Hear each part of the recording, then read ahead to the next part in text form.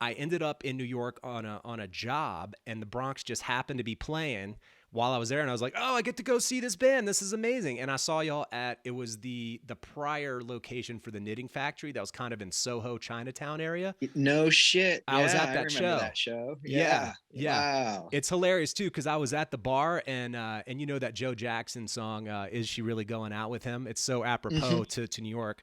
And the whole time I was there, I was like, God, check out all these hot chicks with these like kind of funny looking dudes. And at some point, I was at the bar and I saw this guy kind of balding. I too am balding, and he had a pretty hot girlfriend. I was like, I don't know who that guy is. Pretty hot girlfriend. And then the Bronx comes up, and it was Matt, your singer. I was like, oh shit. That's amazing. Matt uh, always did pretty well for himself. Yeah, yeah, man. It was so funny, dude. But yeah, it was a trip seeing y'all, man. Y'all blew the doors off the place. It was a great show, and I became a fan. I was a fan of the record, and then I got to see y'all live just by happenstance. I didn't live in New York, but y'all happened to be playing there, and I saw that show. Those early Bronx shows, especially those early ones in New York, were really, really special shows. Those were always really cool, and I have only the best memories about that time. I mean, some of the stories I could tell you, shit.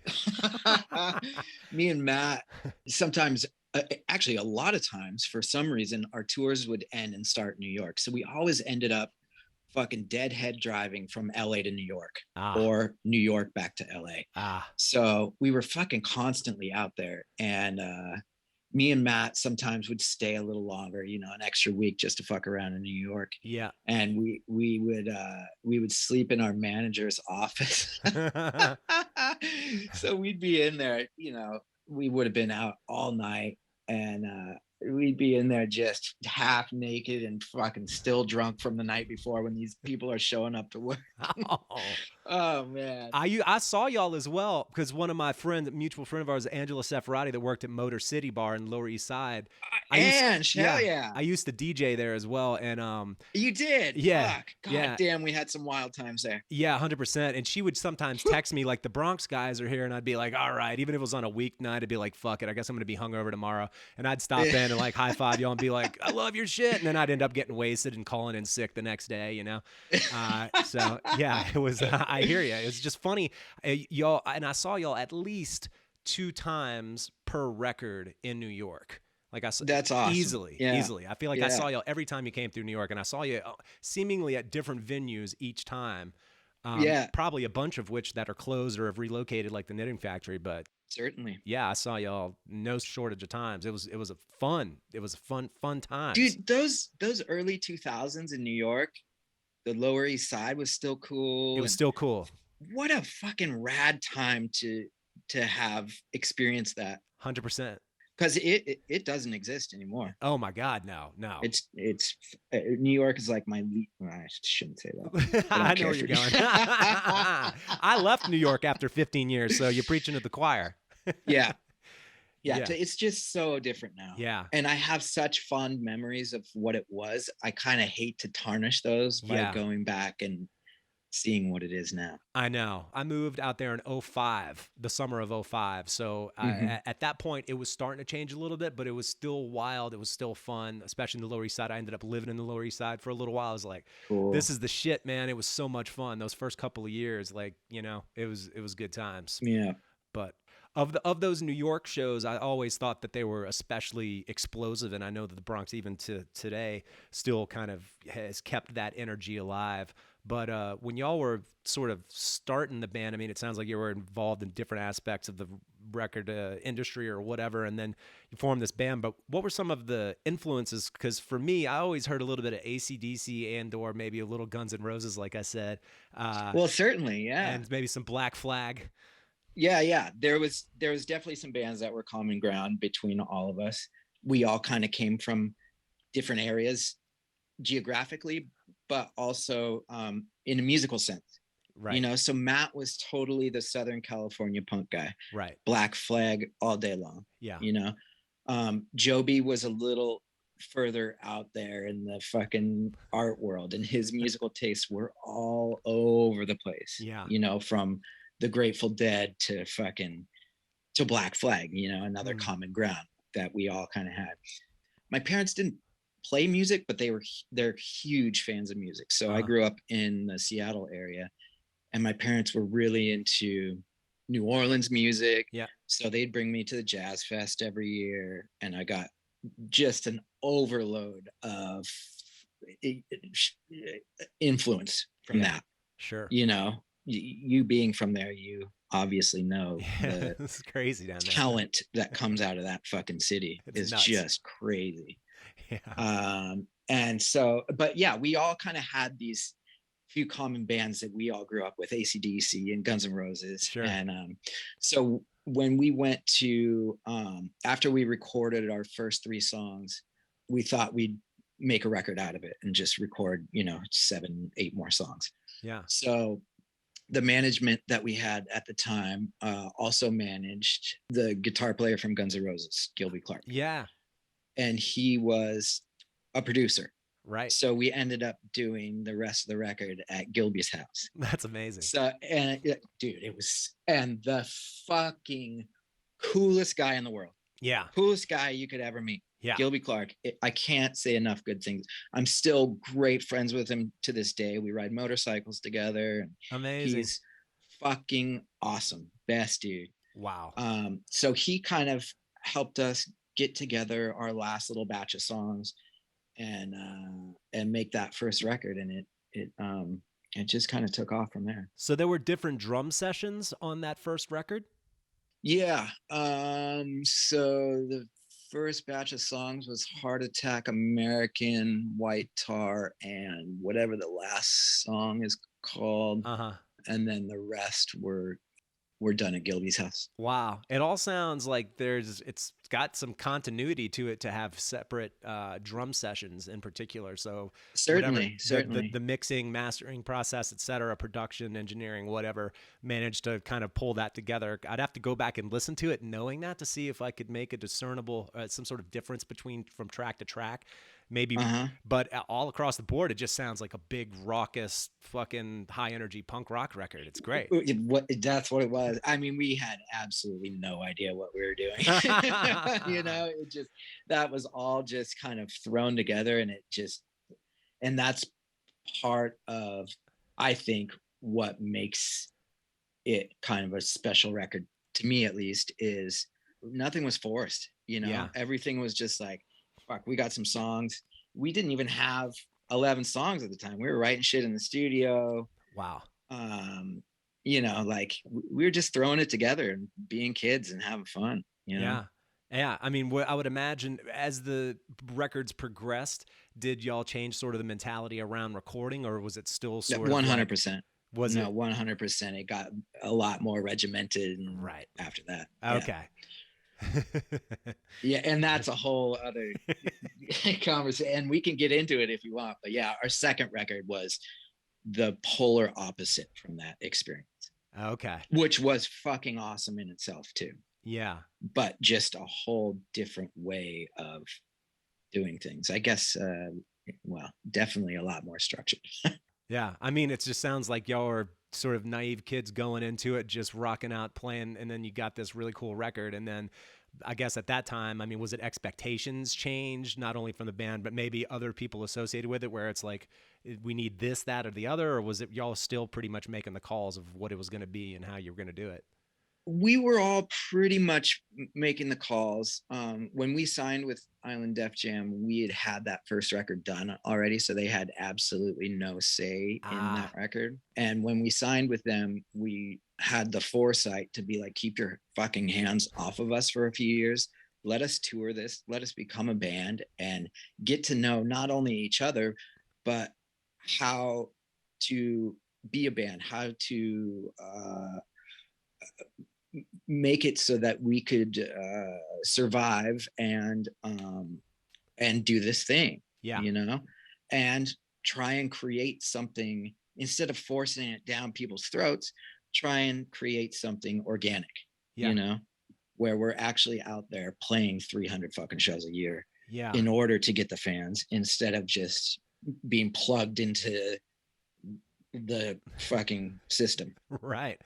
Yeah. So we did that, and then when it came for our Island Def Jam release, our big major label release, things changed a lot. And they put Yeah. us with a big producer, and Right. we had a huge to us budget, and that that was a fucking trip. Yeah. That was a super wild experience and a super fucking cool experience. And it really taught us a lot about, I mean, songcraft and just the studio in general. Like, just from that experience alone, Joby went on to become a producer and Wow. amassed all this gear, and so yeah, we learned a lot. We did it with this producer named Michael Beinhorn, Mm. who big swinging dick in the late 90s, early 2000s, did every fucking big record you can think of that was on rock radio. Wow. You hear fucking crazy stories about him. He's the dude that fired Hole's drummer and had a session guy come in, and he was notoriously super hard on drummers. Was he hard on you? Thankfully, no. Thankfully, he really liked the way that I approached the drums and the way the drums sounded when I played them. He's got fucking dog ears. Yeah. And the way that I struck the drums, he was super into. Nice. And so we ended up recording that record at a studio down in Venice Beach, right on the boardwalk.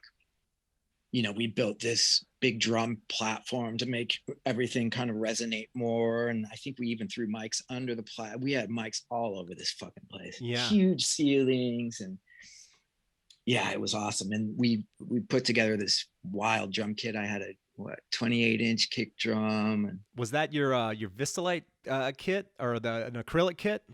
no, this Okay. was pre-Vistas. The kick drum was an old 60s Ludwig. Nice. And then I used my Birch Toms 14 and 18, and I think most of that was tracked on a shallow bell brass. Oh, nice. Really? Wow. Yeah, we ended up getting a super fat sound out of the shallow one. Yeah, interesting. Without all the ring of the big one. That's kind of typical to that. Yeah. And yeah, so this dude, he's fucking wild. So Pro Tools had been out for a little while, and it was pre Pro Tools HD. Wow. And so he had some brand new software that had just come out that recorded in HD. He was all about it, right?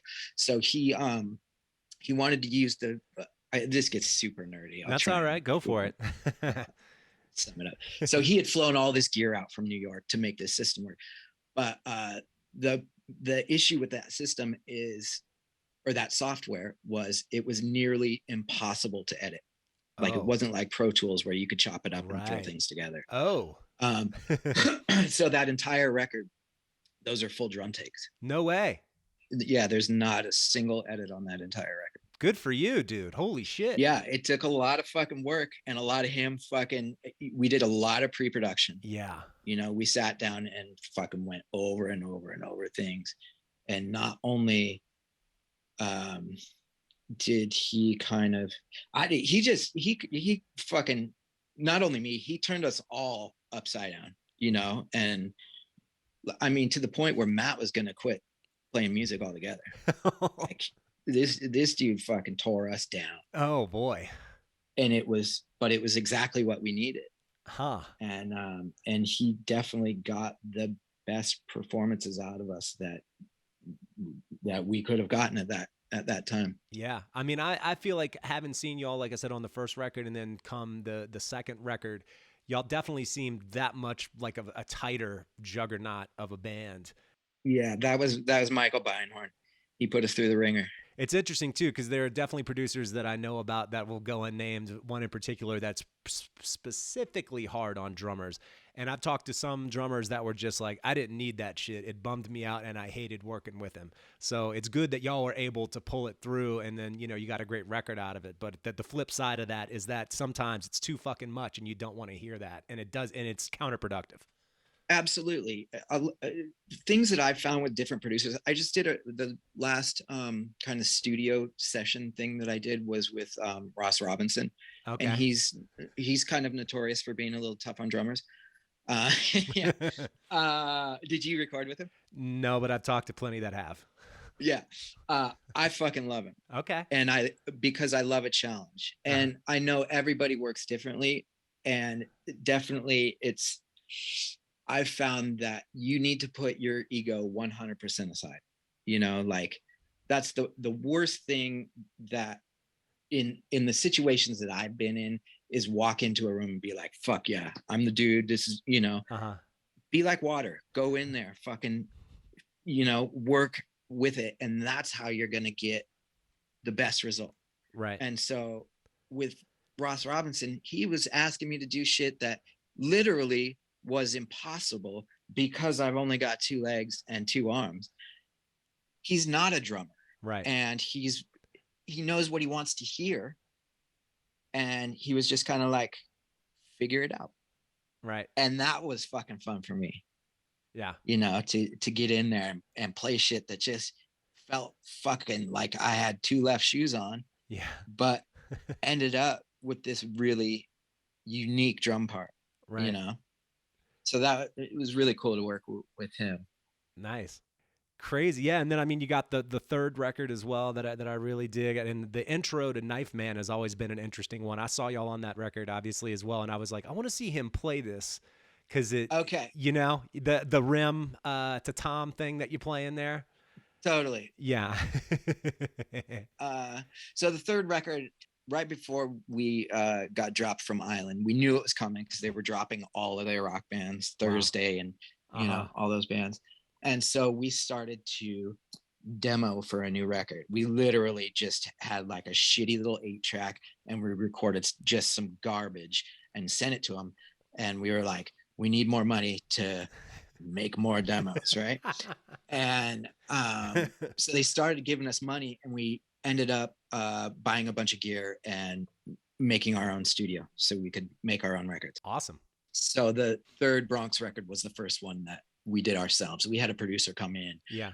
but so that was yeah, different fucking experience in itself.